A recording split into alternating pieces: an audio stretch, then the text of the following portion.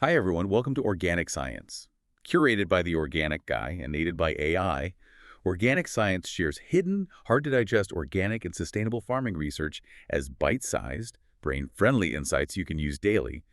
Today we're asking, are organic foods more nutritious than conventional foods? The science says yes. It's a question a lot of us have, right? Standing there in the grocery aisle. Yeah, absolutely. You're trying to make the best choice and you wonder, is this organic label actually, meaning something more for my health, Yeah, nutritionally? exactly. There's just so much noise out For there. sure. It can feel overwhelming. That's why we wanted to do a deep dive today. We're not just skimming headlines. We're really digging into the actual science. Hmm. We've got this big analysis of studies comparing nutrient levels. Our mission really is just to see what the data actually says about key vitamins, minerals, that kind of thing. Right. And we're focusing on one really comprehensive review here. It pulled together results from 41 different studies. 31. Wow. Yeah, so it's like a meta-analysis. Yep. Gives you a broader picture from lots of different research angles. Okay, so let's jump in. The big question. Are organic foods really, more nutritious? What did this huge analysis find? Well, first off, it's good they looked at different types of studies. It wasn't just lab stuff. Okay. Included actual replicated field trials, simpler farm comparisons, greenhouse experiments. So real world conditions too. Yeah, and even market basket surveys like what are people actually buying in surveys of commercial farms, home gardens, a real mix. That does sound comprehensive. Yeah. And what was the main thing these studies were zeroing in on? The core comparison was the effect of the fertilization methods.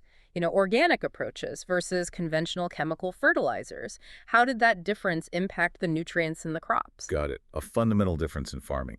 So how do they actually crunch the numbers from all these different studies? How do you compare apples and, well, organically grown apples? Huh, right. They basically calculated the percent difference for each nutrient measured in both organic and conventional samples within each study. Okay. Then if a nutrient was measured often enough across enough studies, they used statistical tests, the Wilcoxon signed rank tests, for those interested to see if the difference was, statistically significant. Meaning unlikely to be just random chance. Exactly. Looking for a real pattern in the noise. All right. So the moment of truth. After all that analysis, what were the key findings? What differences stood out as statistically solid? Okay, so the analysis showed some pretty clear, significant results. Organic crops had, on average, significantly more vitamin C, iron, magnesium, and phosphorus. More the good stuff. Right.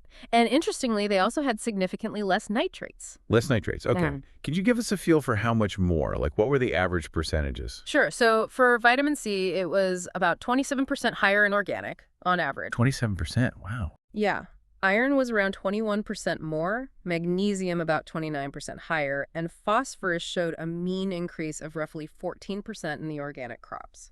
Those aren't trivial amounts at all, but I guess average means it wasn't always exactly that difference in every single comparison. Well, absolutely not. That's crucial. These are averages across many studies. The actual range was huge sometimes. Like how huge? We'll take vitamin C again. The difference in organic versus conventional ranged from one comparison showing 100% less vitamin C in organic, Yes, okay. all the way up to another showing 507% more. So massive variability depending on the specific crop, the conditions, the year, all that. Right. Farming isn't a perfectly controlled lab. Lots of factors. Exactly. But the key point is, for those beneficial nutrients, Vit C, iron, magnesium, phosphorus, the trend was clear. Organic samples had higher levels in more than half of all the comparisons made. Okay, so the tilt was definitely towards higher levels in organic more often than not. Yep. And conversely, for nitrates, organic crops had lower levels most of the time. Got it. So a consistent pattern, even with the variability. Now, these percentages are interesting, but how does this actually, translate to our plates? Does it make a real difference in daily intake? That's the critical next step, isn't it? What does it mean for us? So the researchers tried to estimate this. They created a kind of hypothetical daily menu based on the 5 veggies that showed up most often in the studies they looked at. Things like lettuce, cabbage, spinach, carrot, and potato, common stuff. Yeah, staples for many people. So what did they find comparing an organic versus conventional version of that veggie plate? They calculated the estimated nutrient amounts for those key vitamins and minerals, C, iron, magnesium, phosphorus. And here's the really striking part. Yeah? The estimated intake from the organic version of that simple 5-vegetable menu actually met the recommended daily intake for vitamin C for both women and men. It met the RDI. Yeah. just from those veggies. Yes. But the conventional version, using the average values found for conventional, didn't meet the vitamin C recommendation. Wow. That really does put it into perspective. Just choosing organic for those few common items could potentially push you over the line for getting enough vitamin C. It certainly suggests a potential public health significance, yeah. It's Yeah, quite thought-provoking. definitely. Now, you mentioned these were the statistically significant findings. Were there other hints in the data? Things that maybe weren't quite as clear-cut, but still interesting? Yes, exactly. They called them non-significant trends, basically directions the data seemed to point in, but without that statistical certainty yet. Needs more research. Okay, so what were some of those trends? Well, one was across all the minerals, they looked at 21 of them. There was this general, sort of subtle trend toward higher amounts in the organic crops overall. So not just the few that were significant, but maybe a broader mineral advantage. Potentially, yeah. The overall picture hinted that way. The paper even had a figure visually showing this trend for some key minerals. Interesting. Any other trends? Yeah, a couple more. There was a suggestion, again, just a trend, that organic crops might have lower levels of potentially toxic heavy metals. Like lead and mercury. Exactly. Lead, cadmium, mercury, aluminum. In most comparisons they looked at for those, the organic samples tended to have lower amounts. That seems important, even if it's just a trend so far. Mm-hmm. And the last one was about protein. The trend suggested maybe slightly less total protein in organic crops. Oh, less. Yeah, but potentially of a better quality.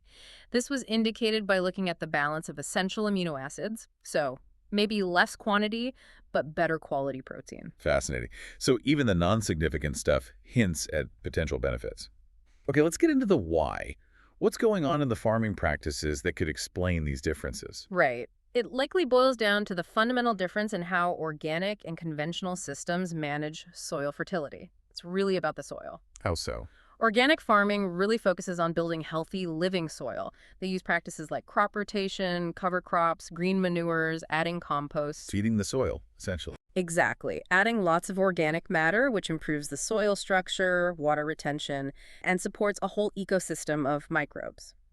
Nutrients are released more slowly, more naturally. Okay, sounds holistic.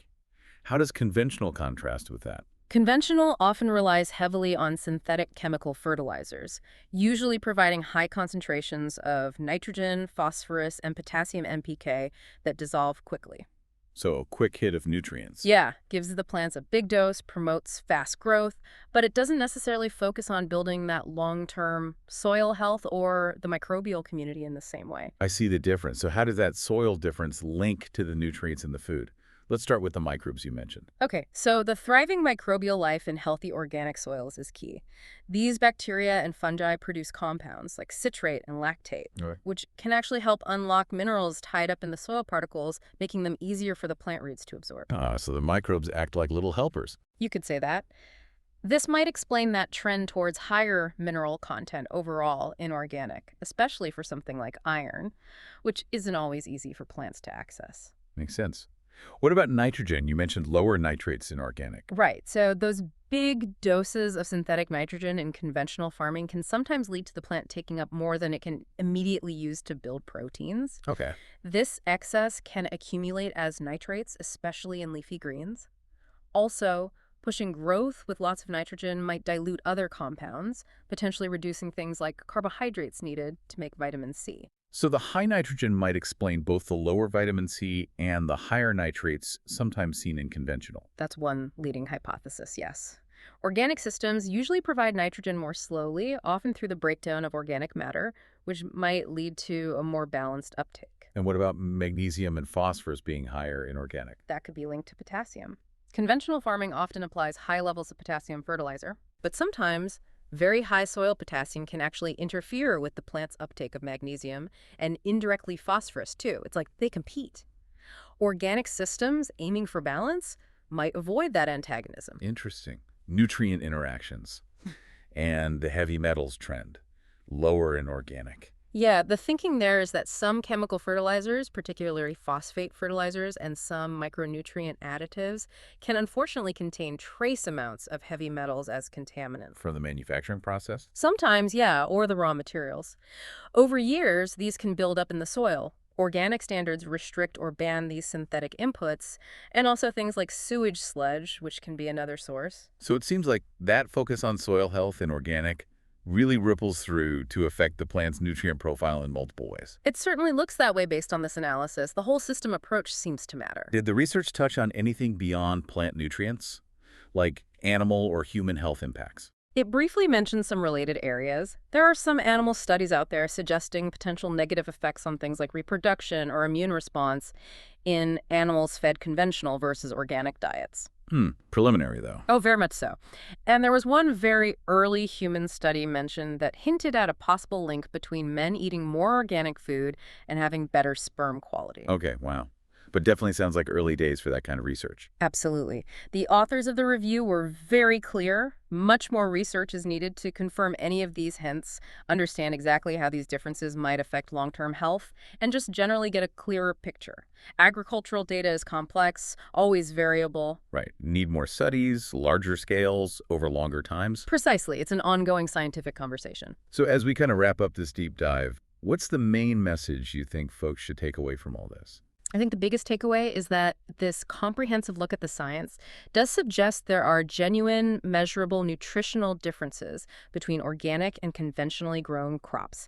It's not just marketing hype. Yeah. Organic foods, based on this large body of evidence, tend to offer higher levels of vitamin C, iron, magnesium, phosphorus, and lower levels of nitrates. But crucially, remembering that variability exists and the science is still evolving. Exactly. The size of the difference isn't always the same, and there's more to learn. Which leads us, I guess, to a final thought for you listening. Yeah. Considering these findings, how much weight do you give to the way your food is grown when thinking about your health? Is choosing organic just, a lifestyle preference, or could it be a more significant decision with real, tangible impacts down the line? Something to chew on, perhaps.